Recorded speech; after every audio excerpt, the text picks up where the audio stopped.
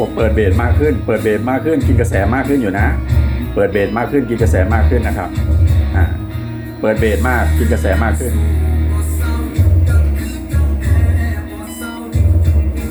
โอเคนะครับเดี๋ยวผมปิดนะถือว่าผ่านอยู่นะครับ Welcome กดติดตามกดแจ้งเตือนเพื่อไม่พลาดคลิปใหม่ๆนะคะขอบคุณค่ะ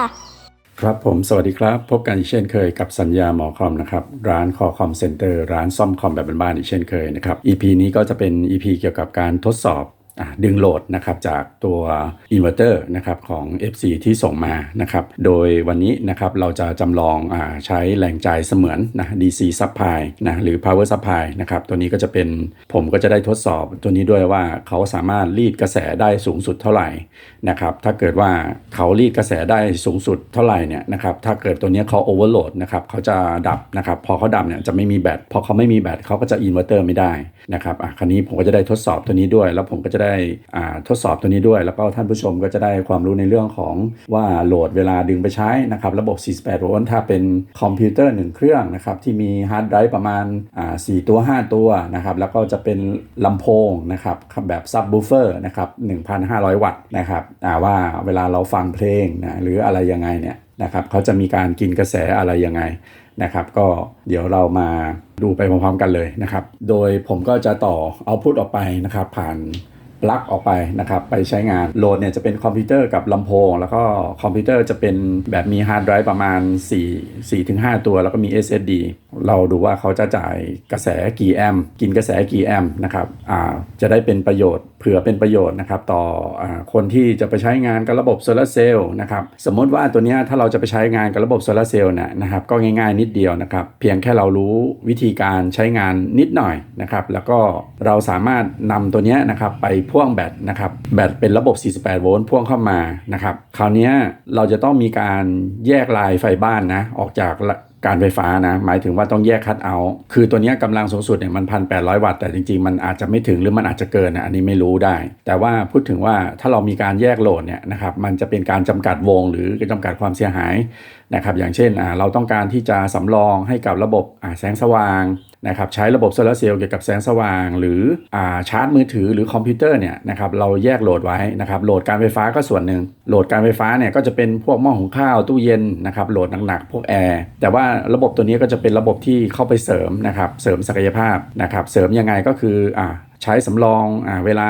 ไฟดับนะครับก็จะเกิดบ้านเราจะได้มีแสงสว่างนะครับมีพัดลมอย่างน้อยก็มีพัดลมนะครับก็แยกปลั๊กให้เขาหน่อยคำแนะนำในการใช้ UPS ตัวนี้นะครับเราอย่านำไลน์เอาต์พุตเนี่ยที่เป็นฝั่งเอาต์พุตของตัวอินเวอร์เตอร์ตัวนี้นะครับไปเสียบกับไลน์ไฟบ้านนะมันจะคนละแบบกันนะจังหวะในการทำเนี่ยนะครับมันจะทำคนละเฟสนะครับมันจะทำเขาเรียกว่าสัญญาณมันจะเหลื่อมเฟสแล้วก็มันจะช็อตได้มันประเมินความเสียหายได้ยากนะครับก็คือว่าถ้าท่านอยากจะรู้ว่ามันเอาไปต่อกับการไฟฟ้าได้ไหมเนี่ยท่านก็ต้องไปลองด้วยตัวเองนะแต่ว่าผมไม่แนะนำนะเพราะว่าเราเป็นจุดห้องซ่อมนะครับเราไม่ได้ทดสอบระห่ำขนาดนั้นนะครับถ้าจะให้ระห่ำขนาดนั้นมันจะอุปกรณ์เสียหายมันจะเสียเวลามานั่งซ่อมอีกอะไรอย่างเงี้ยนะตัวนี้เวลา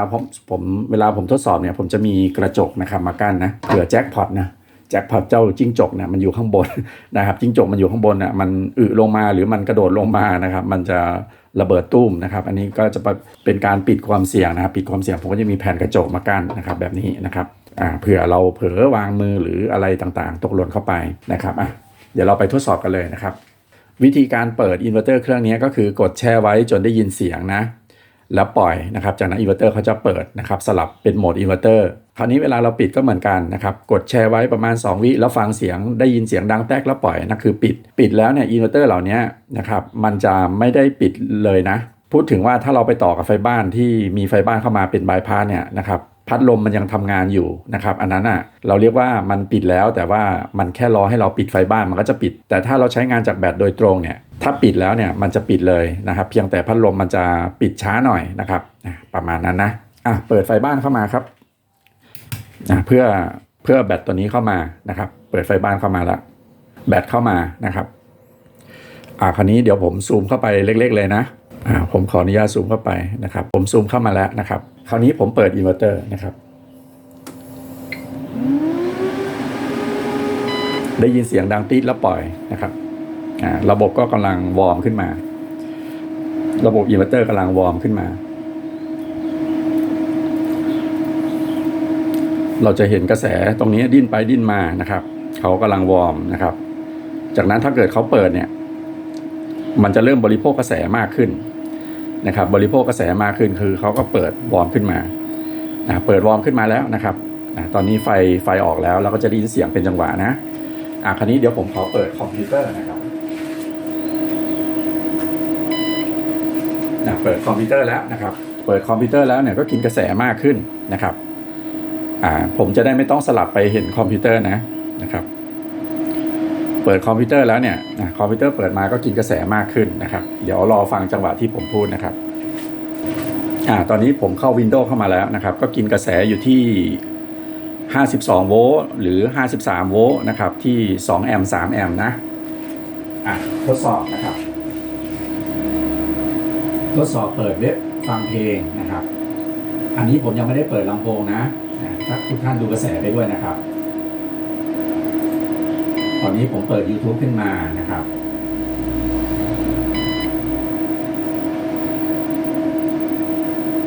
ผมเปิดเพลงนะครับแต่ว่าทุกท่านยังไม่ได้ยินลำโพงนะ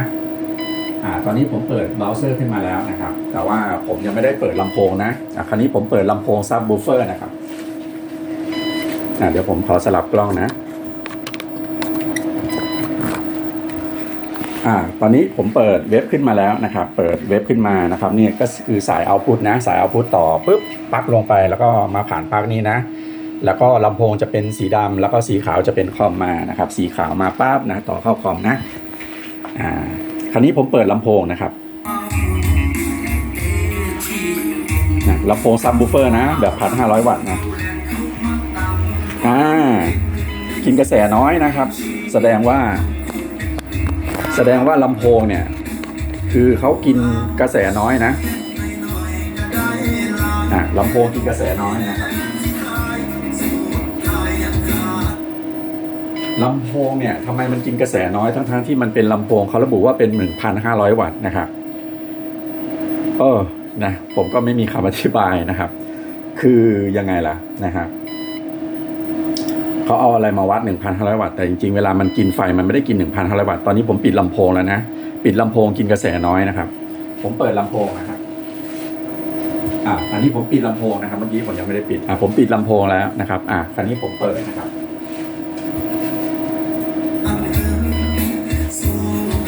เสียงใสๆเลยนะครับลำโพงก็ไม่ได้เปลืองไฟนะคือไม่ได้เกิดการกินกระแสเพิ่มอะไรเลยนะครับกินน้อยนะครับเนี่ยอันนี้คือคอมพิวเตอร์ที่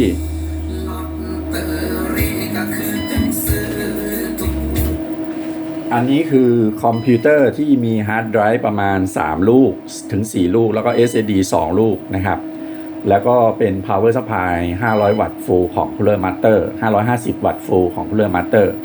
นะครับแล้วก็จะเป็นเมนบอร์ดที่เป็น Core i5 Gen 7นะครับแล้วก็จะมีระบบระบายความร้อนด้วยน้ำนะครับก็จะกินกระแสประมาณนี้นี่คือกระแสที่มันดึงเข้าไปในระบบอินเวอร์เตอร์ทั้งหมดนะครับอินเวอร์เตอร์เนี่ยจะเป็นระบบทำงานแบบแปรผันถ้าโหลดเนี่ยมีการกินกระแสมากนะครับโหลดมีการกินกระแสมากมันก็ทำงานหนักนะเพื่อรักษาแรงดันให้อยู่ระดับ220อยู่เสมอแต่เมื่อเวลาโหลดเนี่ยเริ่มกินไฟมากขึ้นนะครับแรงดัน220โวลต์ AC มันเริ่มตกเนี่ยมันจะทำมากขึ้นนะครับมันจะดึงกระแสจากต้นทางมากขึ้นตัวนี้เป็นระบบแบ็กอัพ 100% นะครับไม่ใช่เอามาจากไฟบ้านนะเป็นระบบที่เกิดจาก power supply ตัวนี้โดยเฉพาะนะครับเป็นเขาเรียกว่าแหล่งจ่ายเสมือนตัวนี้จะทำหน้าที่ส่งให้อินเวอร์เตอร์ตัวนี้นะครับเพื่อผ่านกระบวนการคอมเวอร์เตอร์แบบฟูลบิตนะครับจากนั้น rectify เป็น700โวลต์เอาพุตออกไปตามที่เราวัดดูเมื่อวานนะครับจากนั้นเนี่ยพอได้ไฟ700โวลต์เก็บอยู่ที่คาปาเรียบร้อยแล้วเนี่ยนะครับพอได้ไฟ700โวลต์เก็บอยู่ที่คาปาเนี่ย MCU สั่งส่งไซน์ออกมาได้นะครับเป็นระบบ Simulate Pure Sine ส่งมาได้แผงตั้งตัวนั้นนะครับเป็นแผงตั้งเกตได้แล้วก็สวิตช์นะครับด้วย MOSFET High Side กับ Low Side นะครับเราเรียกว่าระบบBuck Converter แบบ Pure Sine Wave นะครับ Buck Converter แบบ Simulate Pure Sine นะครับจะสวิตช์ผ่านแกนจุดตรงนั้นนะจุดตรงนั้นนะครับ2แกนนะครับ แล้วก็ออกไปใช้งานเลยนะครับกรองด้วยคาปานิดหน่อยเพื่อลบเหลี่ยมทรายนะลบเหลี่ยมทรายให้สวยงามตอนนี้ผมปิดลำโพงนะครับแต่ว่าลำโพงเนี่ยถือว่ากินกระแสน้อยมากนะเพราะฉะนั้นการที่เราแบบว่าลำโพงวัตต์สูงนะครับมันจะกินไฟมากไหมนะครับไม่ได้เกี่ยวกันนะครับเพราะว่ามันทำงานด้วยระบบประมวลผลคือมันจะมีหม้อแปลงอยู่ในลำโพงอยู่หม้อแปลงก็คล้ายๆหม้อแปลง UPS นั่นแหละ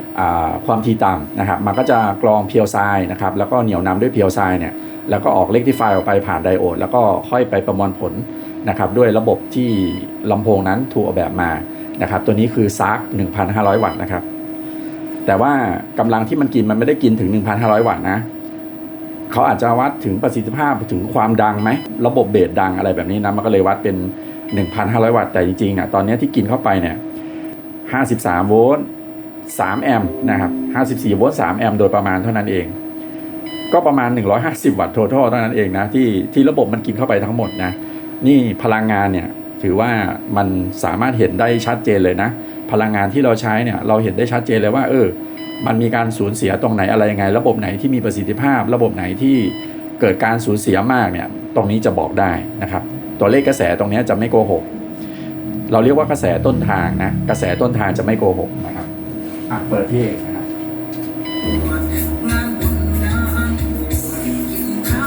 ขออนุญาตมีเสียงพี่ไมค์เข้ามาในระบบนะก็ต้องขออภัยด้วยนะครับถ้าไปติดลิขสิทธิ์อะไรก็แจ้งมาได้นะครับแต่ว่าเดี๋ยวผมจะปิดเป็นจังหวะเพื่อเป็นการทดสอบลำโพงนะกินกระแสน้อยมากนะครับลำโพงกินกระแสน้อยมากนะครับลำโพงเนี่ยนะวัตต์สูงไม่ได้กินกระแสเยอะนะกินกระแสน้อยนะครับกระแสต้นทางเนี่ยกินน้อยมากเลยเห็นไหมนะครับเพราะฉะนั้นพลังงานไม่ได้หายไปไหนนะพลังงานมันก็อยู่ในนี้แหละเรื่องของพัดลมนะครับพอดีตัวนี้มันต่อพัดลมไปด้วยนะครับผมมีพัดลมอยู่ในห้องนู้นตัวหนึ่งนะพัดลมที่ต่อผ่านสายนี้ไปนะครับดูนะอันนี้คือสายพัดลมนะอันนี้คือสายลำโพงอันนี้คือสายคอมนะคราวนี้ผมเปิดพัดลม1ตัวนะผมเล่นเกียร์3เลยนะครับผมเล่นเกียร์3เลยนะกินกระแสมากขึ้นไหมโอ้กินเพิ่มขึ้นนิดเดียวเองนะครับเพิ่มขึ้นนิดเดียวเองนะครับเห็นไหมโอ้พลังงานได้ดีมากเลยนะได้ power factor ได้ดีมากนะทำ power factor ได้ดีนะครับทำไมเขาถึงทำ power factor ได้ดีล่ะมันมีความปริศนาอยู่นะครับสาเหตุที่เขาทำ power factor ได้ดีเนี่ยนั่นก็เพราะว่าแรงดัน DC เนี่ยมันเป็น700โวลต์พอ700โวลต์เนี่ย MOSFET เปิดนิดเดียวเนี่ยได้ power factor สูงมากที่ขดลวดนะครับเราเรียกว่าระบบ power factor control นะครับหรือ PFC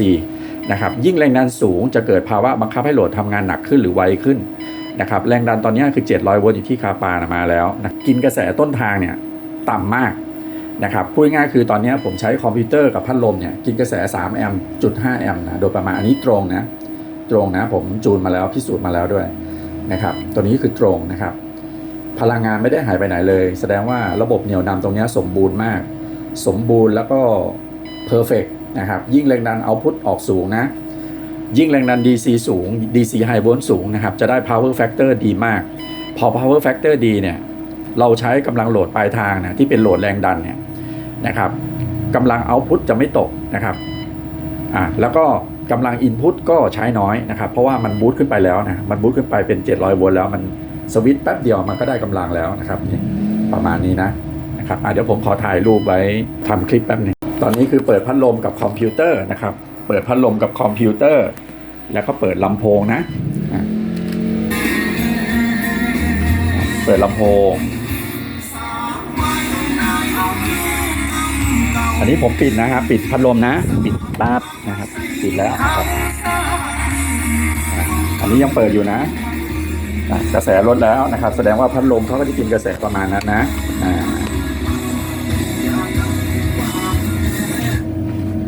คราวนี้คำแนะนำในการใช้อินเวอร์เตอร์ลักษณะนี้หรือ UPS ที่เป็นลักษณะ True Online เนี่ยไปใช้กับระบบโซลาร์เซลล์เนี่ยถ้าจะไปใช้รวมโหลดกับเพื่อนเนี่ยนะครับอย่างน้อยก็ต้องมี ATS หรือ Cut Out สลับมือนะครับแต่ว่าทำแบบนั้นเนี่ยมันจะทำให้เราเหมือนยุ่งยากแล้วเดินไปสับสวิตช์ การออกแบบเนี่ยมันสามารถทำได้ถ้าแบบขั้นสูงก็คือต้องเขียนโปรแกรมตัดสินใจออกมาด้วย MCU นะครับ MCU จะทำงานแบบไม่มีพลาดแต่ว่าเราจะต้องทดสอบไม่ให้มีบั๊กก่อนระบบที่2คือเป็น ATS ที่ออกแบบมาตรวจจับว่ามีแรงดันฝั่งนี้ทำงานมาแล้ว ATS ลั่นไกลมาทางฝั่งอินเวอร์เตอร์ตัวนี้ถ้าเกิดว่าแบตอ่อนแล้วโซลาร์เซลล์แสงหมดให้ ATS ลั่นไกลไปที่การไฟฟ้านะครับระบบ ATS เนี่ยปลอดภัยนะครับ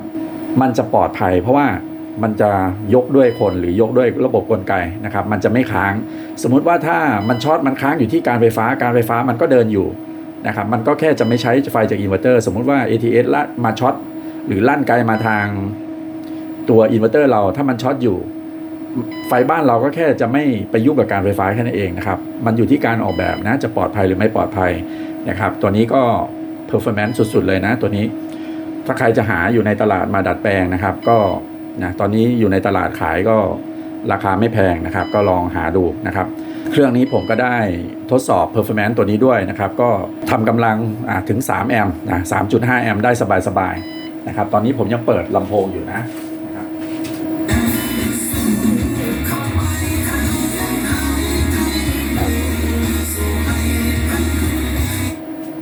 อันนี้ผมปิดเสียงเฉยๆนะแต่ว่าผมเปิดลำโพงแต่ว่าผมเปิดวิดีโอนะครับเพื่อไม่ให้ติดลิขสิทธิ์นะผมก็ทดสอบยาวๆได้ประมาณนี้แล้วก็อันนี้ก็พอดีตัวพัดลมที่ผมหามาเนี่ยมันเป็นพัดลมไซส์เล็กอยู่ผมยังไม่ได้ดีไซน์เป็นพัดลมขนาดใหญ่นะครับตัวนี้ก็ถือว่ายังไม่ได้ร้อนยังไม่ได้มีอุณหภูมิอะไรเยอะนะครับผมก็จะต้องดีไซน์ใหม่นะครับผมจะติดพัดลมใสๆตรงนี้นะเป็นเหมือนเมกะตอนนะครับเมกะตอนตรงนี้นะเพื่อจะได้ดูสวยงามมากขึ้นนะอันนี้ผมทำเล่นเองนะครับไม่ได้ทำจำหน่ายนะคอร์สในการโมดิฟายทำแบบนี้นะครับมีอยู่ในคอร์สเลยนะเต็มระบบเลยนะครับทุกท่านก็สมัครสมาชิกเข้าคอร์สไปเรียนรู้ได้นะครับไม่ได้ห่วงวิชานะแต่ว่ามันเป็นคอร์สนะครับคอร์สก็คือคอร์สนะครับเป็นคอร์สที่ผมคิดขึ้นมา 100% นะครับไม่ได้ลอกเรียนผู้ใดมาแต่ประการใดนะอันนี้ก็คือเป็นสิ่งที่ผมคิดขึ้นมานะครับจุดตรงนี้นะแต่ว่าเราเหมือนกับว่าเราไปศึกษาจากวงจรที่เขาทำมาอยู่แล้วนะครับบรรพบุรุษเขาทำมาอยู่แล้วเราก็ทำเข้าไปเสริมนะฮะในจุดตรงนี้นะผมคิดเอง 100% เลยนะครับตรงนี้ใช้เวลาทำประมาณ3เดือนเต็มๆนะครับตัวนี้นะ3เดือนเต็มๆเลยกว่าจะสำเร็จนะครับแต่ว่าไม่ได้ทำแบบ full time นะเพราะว่าเราไม่มีเงินเดือนนะครับเราก็ทำงานหน้าร้านด้วยซ่อมคอมด้วยแล้วก็บริการลูกค้าบางทีก็ต้องออกไปนอกสถานที่นะครับเพื่อไปสร้างกระแสเงินสดนะครับเพราะว่าถ้าเรามามุ่งมั่นทุ่มเทตรงนี้เงินทุนเราก็หมดนั่นเองนะเราก็ยังไม่ได้มีเงินทุนอะไรมากมายนะครับโอเคนะครับก็ฝากเป็นกำลังใจแล้วก็ขอแรงสนับสนุนด้วยนะก็ขอบคุณนะครับท่านผู้ชมทุกท่านนะครับคลิปนี้ได้ความรู้อะไรคลิปนี้ได้ความรู้ในเรื่องของลำโพงซับวูฟเฟอร์นะครับที่เป็นระบบหม้อแปลงก็ไม่ได้กินกระแสมากอย่างที่เข้าใจกันนะครับไม่ได้กินกระแสมากนะครับดูจากกระแสต้นทางไม่เพิ่มขึ้นเลยนะครับไม่ได้กินกระแสมากนะไม่ได้กินกระแสมากแต่เสียงดังทำกำลังสูงนะครับเสียงดังทำกำลังสูงอันนี้มันเป็นลำโพงตัวนี้นะไม่ได้เป็นลำโพงที่ตัวอื่นนะอันนี้ผมลืมบอกไปนะเดี๋ยวก็จะคิดว่าจริงๆลำโพงมันต้องกินกระแสมากสิมันไปเปรียบเทียบกับลำโพงตัวอื่นไม่ได้อันนี้มันเป็นซาร์กนะยี่ห้อซาร์กนะสังเกตว่าเราเปิดเพลงเนี่ยกระแสต้นทางไม่ได้ถูกกินขึ้นเลยนั่นหมายความว่าเขาก็ไม่ได้กินกระแสอะไรมากนะครับหนำซ้ำเรายังไปเปิดพัดลมเนี่ยพัดลมยังกินกระแสตั้ง1 แอมป์1 แอมป์ที่53 โวลต์นะกิน50 วัตต์นะครับพัดลมนะก็กินประมาณ50 วัตต์นะครับส่วนคอมพิวเตอร์ก็กินประมาณนี้นะครับประมาณ100 วัตต์นะครับ100 วัตต์อย่าลืมว่ามันจะต้องหักกระแสทำงานด้วยนะกระแสทำงาน1 แอมป์ตอนนี้พัดลมกับตัวลำโพงเนี่ยกินกระแสประมาณ 1.5 แอมป์เท่านั้นเองที่53 โวลต์นะก็กินประมาณสัก75 วัตต์เท่านั้นเองหรือ100 วัตต์นะตีไปเต็มที่100 วัตต์นะครับประมาณนั้นโอเคคลิปนี้ก็หวังว่าท่านผู้ชมน่าจะได้ความรู้เต็มๆนะครับในเรื่องของกระแสไฟฟ้าในเรื่องของ power factor ในเรื่องของการดัดแปลงอินเวอร์เตอร์นะครับในเรื่องของการดัดแปลง UPS ที่เป็นระบบ True Online นะครับไปใช้งานกับระบบโซลาร์เซลล์นะครับแนวทางก็มีประมาณนี้นะก็ไม่ได้รับปรึกษานะแต่ว่าถ้าเป็นสมาชิกนะครับก็ยังพอพูดคุยกันได้นะครับนะเพราะว่าเราต้องใช้เวลาทุ่มเทศึกษาวิจัยครับก็จะมาตอบคำถามทุกท่านเนี่ยก็ไม่ได้นะครับก็ฝากไว้เป็น Exclusive แล้วกันเนาะถ้าเกิดใครอยากจะพูดคุยศึกษาก็ขอเป็นสมาชิกแล้วกันเนาะก็เพราะว่าเราไม่ได้ทำตำราจำหน่ายนะเพราะว่าเราเป็นคอร์สที่เป็น มินิมอลนะครับประมาณนั้นนะครับก็ขอขอบคุณท่านผู้ชมทุกท่านนะครับสวัสดีครับ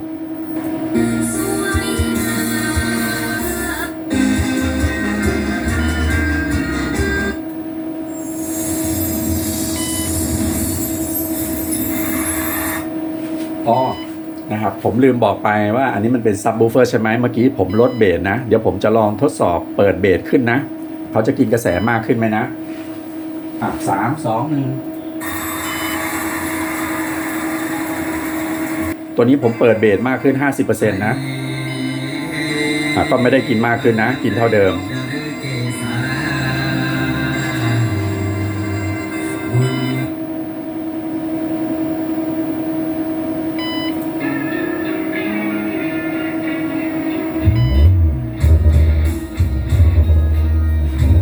ผมเปิดเบสมากขึ้นกินกระแสมากขึ้นอยู่นะเปิดเบสมากขึ้นกินกระแสมากขึ้นนะครับเปิดเบสมากกินกระแสมากขึ้น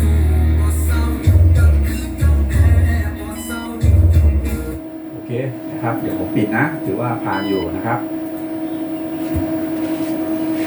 ตอนนี้ผมกำลังปิดคอมพิวเตอร์นะครับแล้วก็ปิดลำโพงแล้วนะครับตอนนี้ก็เราจะเห็นกระแสเริ่มดรอปลงนะ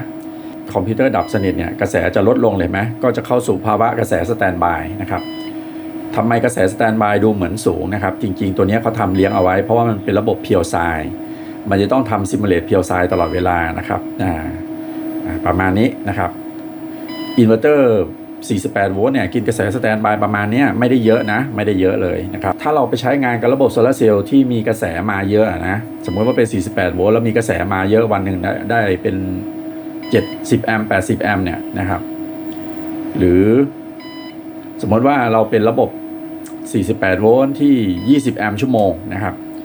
กระแสสแตนด์บายอินเวอร์เตอร์1 แอมป์เนี่ยถือว่าเป็นดอกเบี้ยที่เราจะต้องจ่ายไปแต่ว่าเหลือใช้ก็คือไปใช้งานก็ยังดีนะอันนี้เราเรียกว่ากระแสแห่งการประมวลผลนะตัวนี้เราเรียกว่ากระแสแห่งการประมวลผลหรือกระแสสวิตช์กระแสสแตนด์บายนะครับประมาณนั้นนะโอเคนะครับคลิปนี้ก็ขอบคุณท่านผู้ชมทุกท่านนะครับสวัสดีครับ